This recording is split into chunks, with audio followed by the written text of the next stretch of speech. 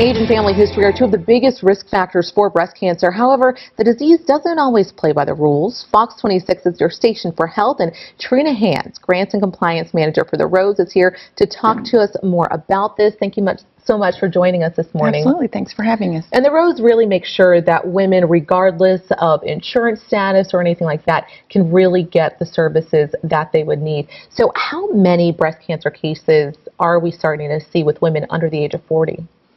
Well, at the Rose, last year we served a little over 2,700 women under the age of 40. And of those women, 40 were diagnosed with breast cancer, and a little over half of those women were under the age of 35. Wow. So it's a significant amount, and we see it quite often.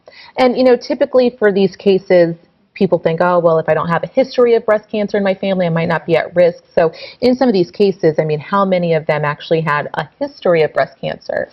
Well, in these particular patients, I'm not for sure, but on average, about 75% of women overall who are diagnosed with breast cancer do not have a family history at all.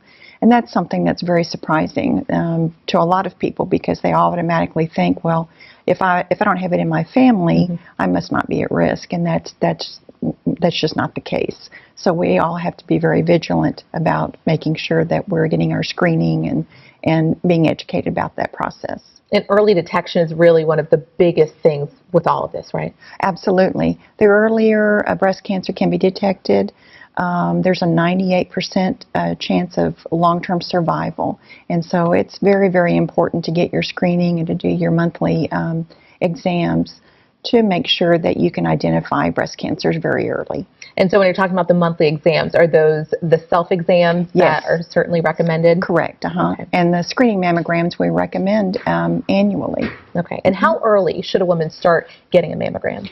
Well, we recommend starting at age 40. There's some recommendations that are different, but we automatically recommend we start at the age of 40, and to also talk with their physicians to find out if there is certain risk factors that may ask them to have a screening before the age of 40, just to make sure that a woman is taking care of herself. And you all really work with uninsured women and underinsured, but you all also got a grant recently to help women impacted by Hurricane Harvey. Yes. The United Way of Greater Houston awarded us a grant in May for $10,000.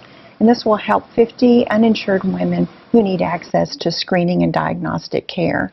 And these women need to be from either Harris, Fort Bend, Waller, or Montgomery counties.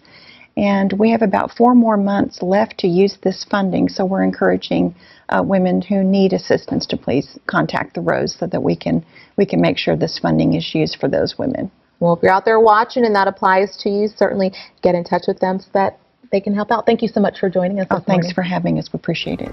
Thanks.